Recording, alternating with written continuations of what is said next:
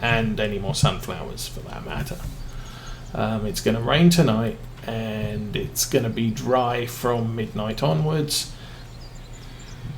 We're probably going to have to do some silage transporting first thing in the morning while the crop dries, if it isn't already, because obviously it's not bright sunshine and hot at 3 o'clock in the morning. It's just not getting any wetter.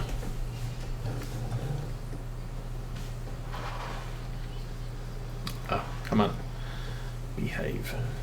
Get out of the trees. There we go. So I'll do 2 trips now. Once we've dropped this off, I should be able to do a full empty at the BGA by the time we get there. And if not, I can do a little boost in game speed before then. Oops. Doink. It's a good job equipment damage isn't a thing.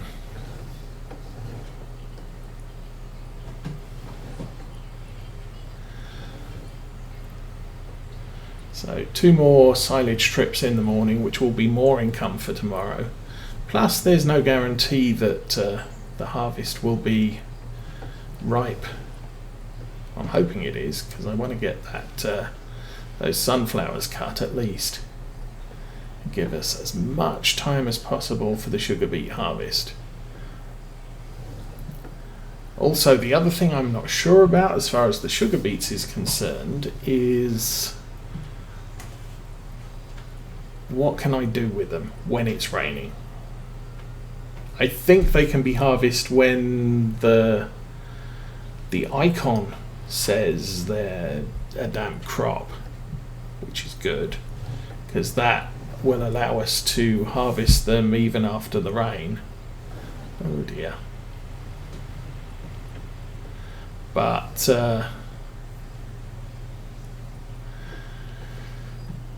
I'm not sure we can actually do the harvest when it's raining. 17 we could, which was a good argument to do sugar beets and potatoes in regions that are traditionally damp, because that's why they do it in real life. You don't have to wait till the crop's dry or cut it wet and put it in a dryer. That would be a nice addition for the next farm sim, or for Realismus to incorporate into seasons, is create grain dryers and then say, you can cut wet grain, but it's not worth anything until you dry it out. Oh, we didn't get it all empty. Okay. Speed up time a little bit. How much we got in there? 12,000 again. Nice. So I'll sit here and wait for that to cook through.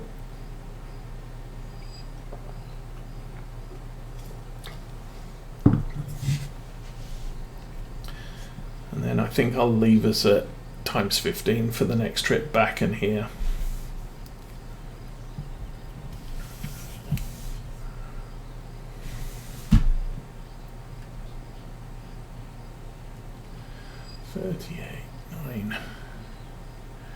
It's 38, 30, just into 30. Okay, we can empty that. That's all gone. Bye bye.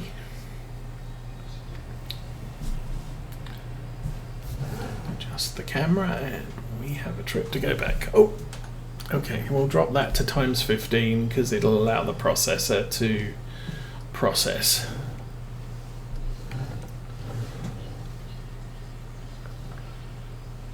Oh, that's 4:30. Next trip will take us to 5:30. Then I think maybe we'll just power through to overnight.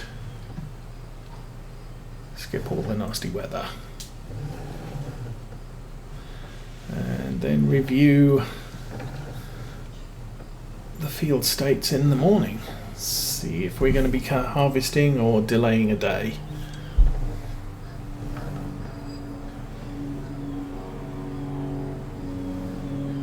There's the rain starting.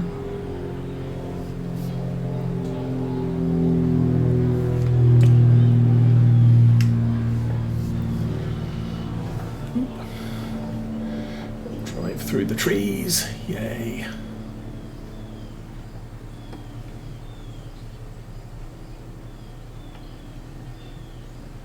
Not sure whether those windshield wipers should actually go more.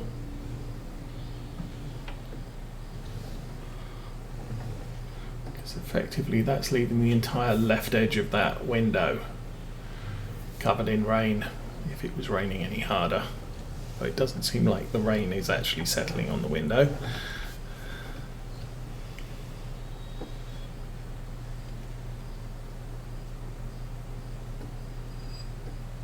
And that's the thing with Black Sheep. He pays attention to a lot of detail, but then there's, I mean, like the windshield wipers are automatically speeding up as the rain gets heavier.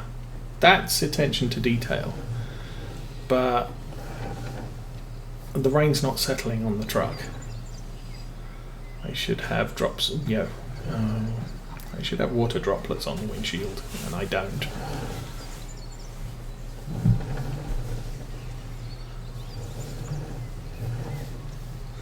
And yeah, his maps, great ambience. I mean, he's good. He's good. He's good at his job, but yeah, there's just one or two things, and he probably doesn't know how to do it. Yeah, those are getting a lot faster. And all the detail on the front and the options that he gives you, I mean, they're really nice models. And there's rain on the top. It's getting shiny.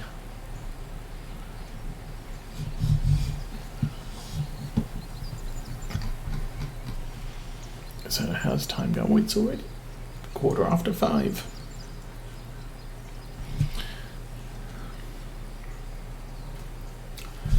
We'll let that go. Jump out again, get wet, melt. I'm melting.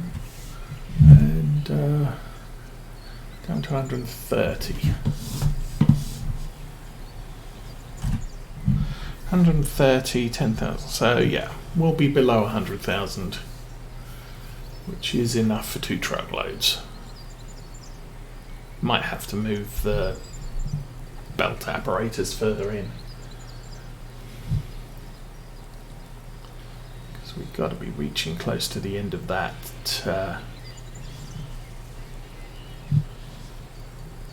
pickup area. I will stay in the truck because it will probably happen, I don't know, probably happen halfway through filling the truck up here.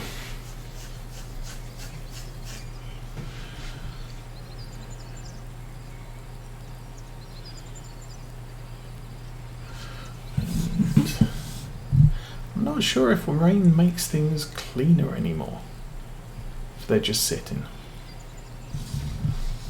Real life, it depends where the rain came from. We did have, back in the 90s, there were a couple of really bad sandstorms in the Sahara Desert, and the wind just carried them up over the UK, and for weeks my car was just covered in sand splotches from Saharan desert sand. But then the wind changed direction and the rain carried on and the car got clean again. Actually, those were the days where I was doing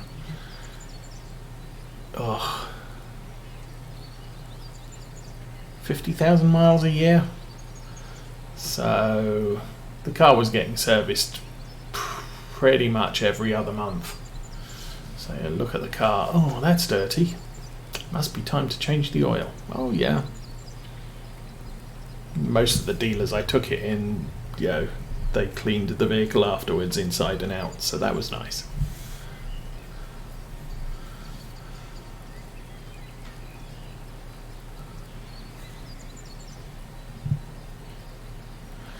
Anyway, how are we doing? 70% full. Coming up on 6. So I was right, we'd be about 6 o'clock by the time we've finished all of this.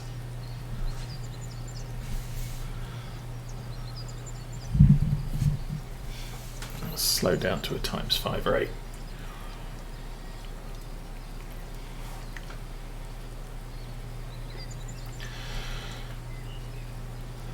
So we will have to demount all of the liquid spray equipment from the Valtra in preparation for the beet harvest.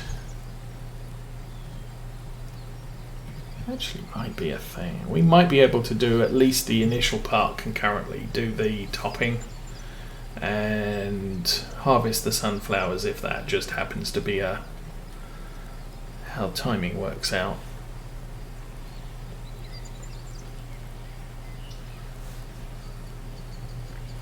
And then the harvesting of the beets will be the big thing for the year.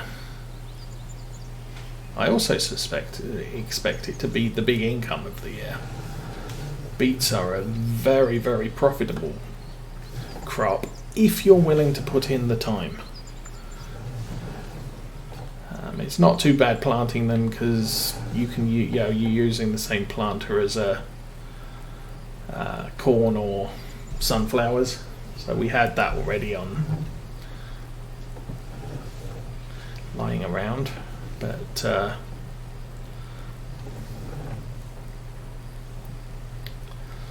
harvesting is laborious because it is a very high volume crop. Potatoes are even more worthwhile per acre because it's even more horrible to harvest them and plant them because they take at least 10 times the seed of most other crops.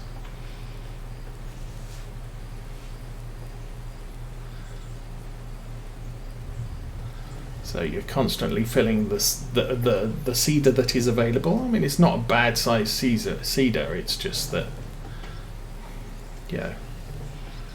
it doesn't carry a lot of potatoes and you're using them up very, very fast. And harvesting, you really need to use one of the dedicated self-propelled potato harvesters, and that has a horrible hopper volume too.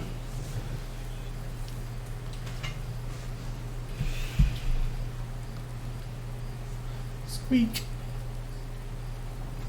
And we'll follow this guy into the roundabout. I think he goes all the way around and straight up. Yep.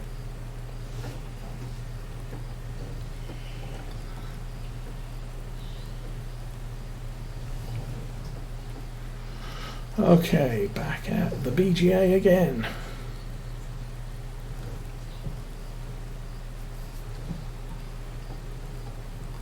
Oh, can't see the chain link fence because of the rain and the shadows. There we go.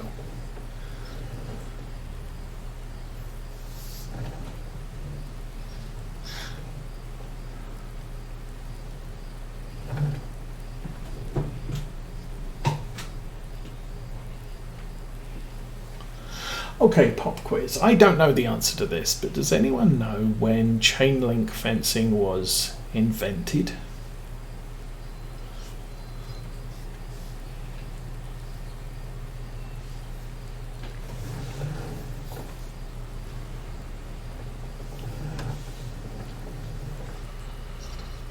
I know typically before it was invented, you would either have metal railings or wooden fencing. Interested into knowing when chain link fencing happened.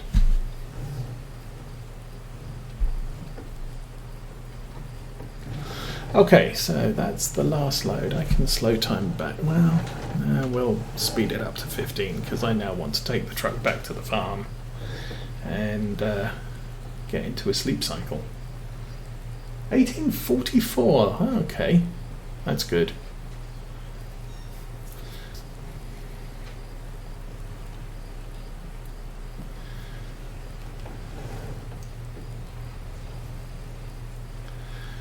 Because part of my sometime in the not actually decided future, I'm going to start working on building a model railway.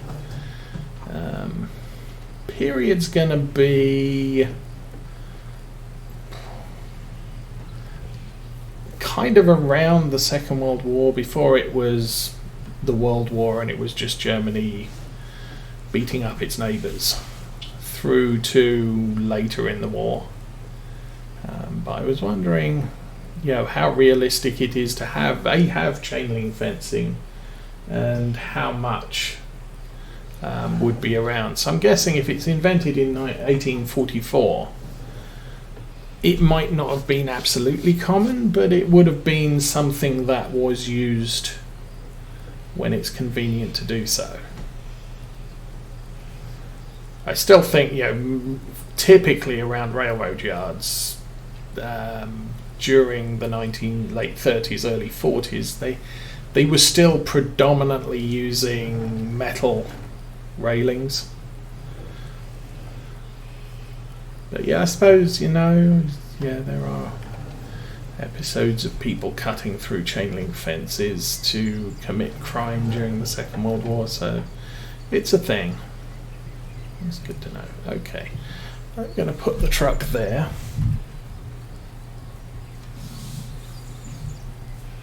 Yeah, not common until the 1960s, 70s, but it's still, it was in use. Possibly not with the barbed wire along the top.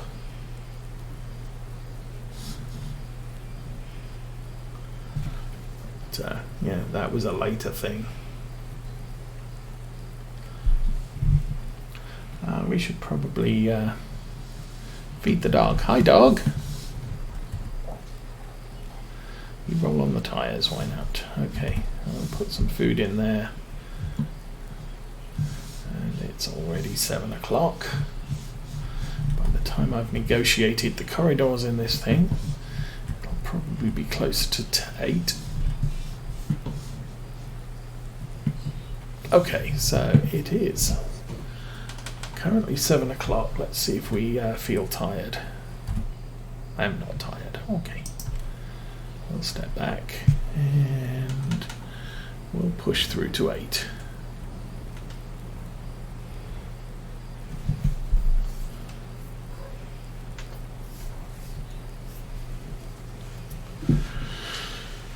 But I'm kind of planning the model railway, a little bit different in implementation. Step 1 will be make a couple of circles, so you can just drive trains around circles, and then approach each individual point on the line and say, okay, I'm going to do something here. Now obviously a lot of railroad line is straight through countryside or through towns, so that's predominantly what most of it will end up at. But where I decide to have a passenger station or a goods yard or something like that, I'll chop into the circle and establish the track work there as I go. Okay, 8 o'clock, so let's go 12 hours, I guess.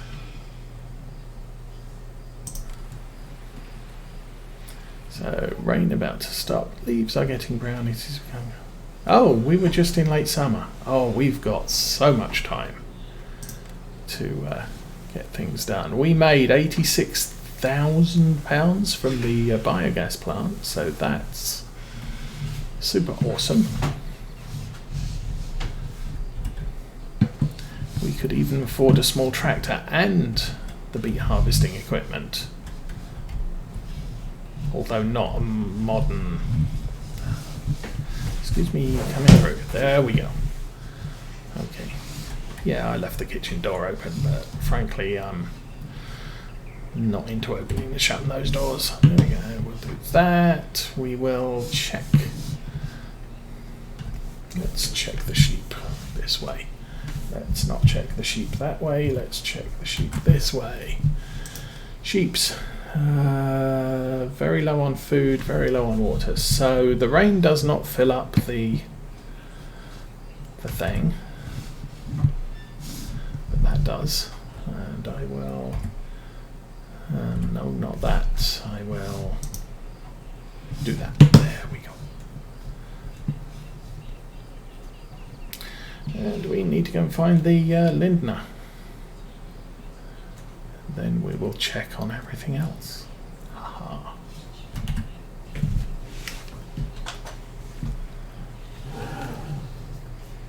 Started the engine, I turned it on. That's good. The harvester is refueled, so that's good.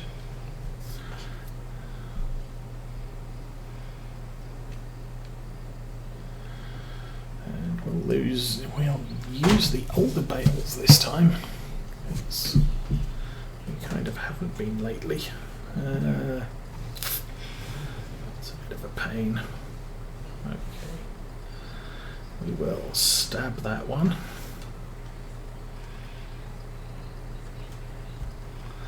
There's a lot of police work going on outside. I don't have the weight. Okay. I was going to try and take 2, but I think that's not a wiser plan.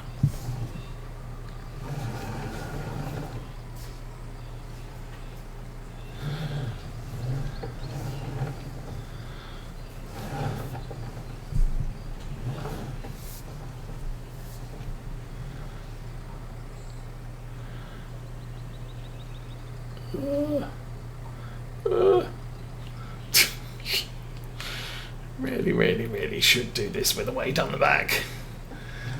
But, it's all good.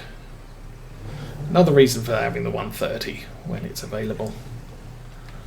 That's a thick amount of grass there.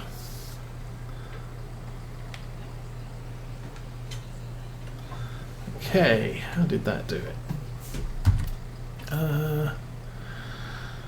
Oh, we can get another one in there. Actually, we can get 1.5 in there. That's high sheeps. That's a pain because I can't do half bales. See, that could be the other option. Get a square bale. Lift the forks up. A square bale shredder, and I could drop a couple of hay bales in it and then shred them into the feed area rather than try and carry them with this thing because it's a bit of a lightweight. Oh, that's way too low. Let's lift that up and stabby. Back off. Don't fall over. Okay, fall over. That's fine.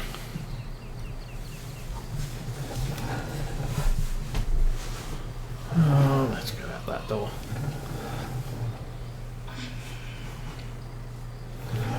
We are out and back to the field.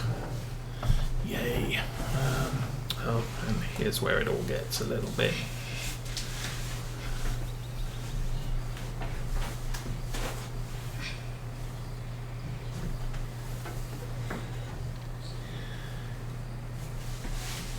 Yeah, I know. What's it? This farm wife, her husband has been replacing some of their tension fencing with electric fencing in some of the fields. But then again, he only has to do that on the fields where he keeps the cows. Shall we clean it? No, it's not worth it because it'll be just as dirty by tomorrow.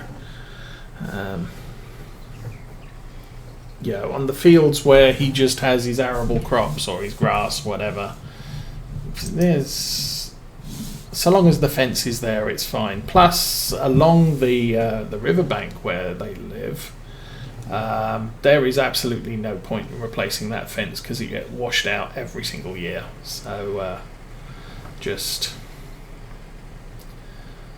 do that. Okay, we'll run up the back. We'll turn around here. Whoops. Late decision, almost a calamity.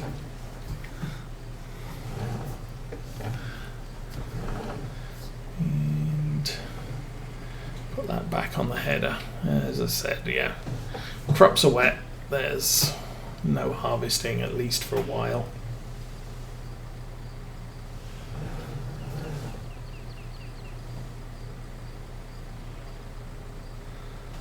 Plus, I've also found that the PDA doesn't update, or the map doesn't update immediately. Like the other day, I looked at the map and it sort of, oh, there's nothing to do. Well, let's go cut some grass. And then I cut the grass, and about, a little while later, or halfway through cutting the grass, I checked the map again. It's sort of, oh, everything's ready to harvest. So you need to give it time. Let's have a look. Fruit types, yeah. This is all ready to harvest, so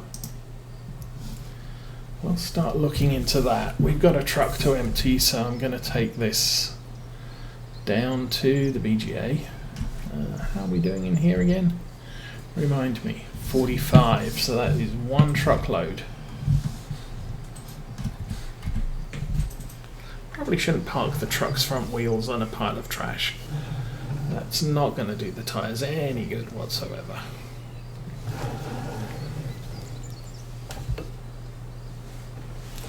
So we'll run this down to wherever.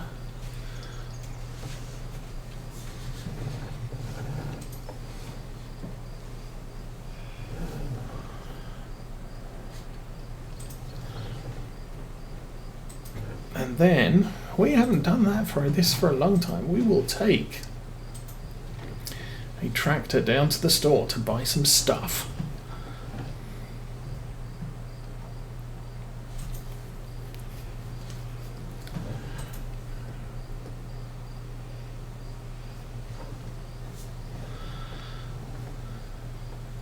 I guess probably around the end of spring was the last time we did any serious shopping on this playthrough.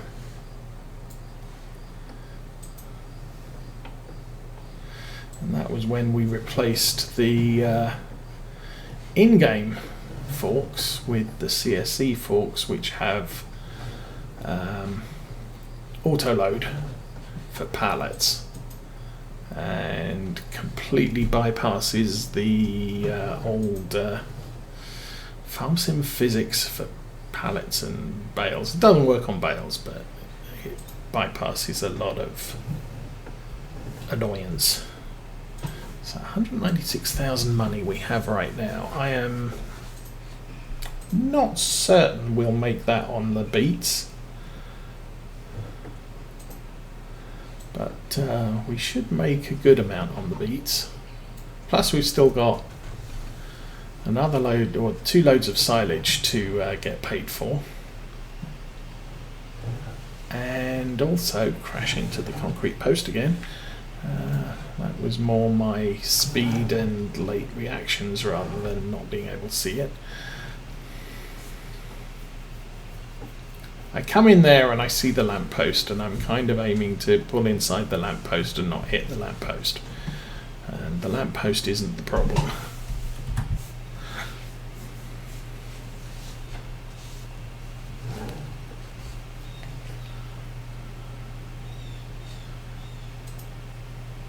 Truck's going to need to be refueled soon. All this high-speed driving. That's fine.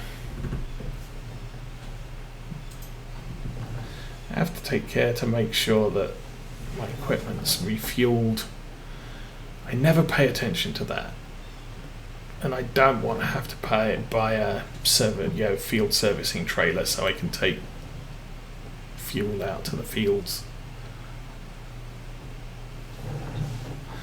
Although I did do that in 17. I had a fuel tank and 2 auger wagons. One auger wagon was full of seed, the other one fertilizer. So I could go out with everything and plant all the fields in one go.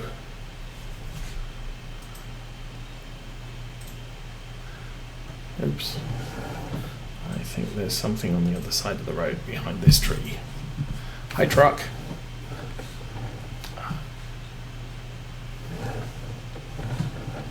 Don't pull forwards. You need to be able to find some room to get around you. Thank you. Oh, car. Oh, camera's not straight. Can't see where I'm going. I should probably just do that. Make it easy.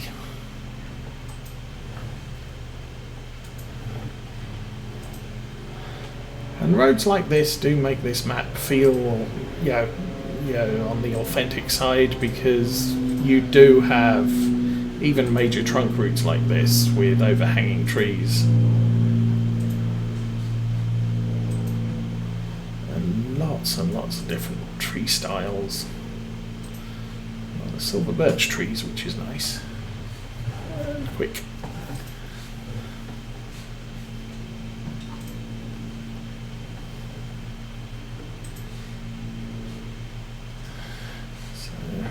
Sounds like the student pilots are up already. Well, that's not a surprise, it's 11 o'clock.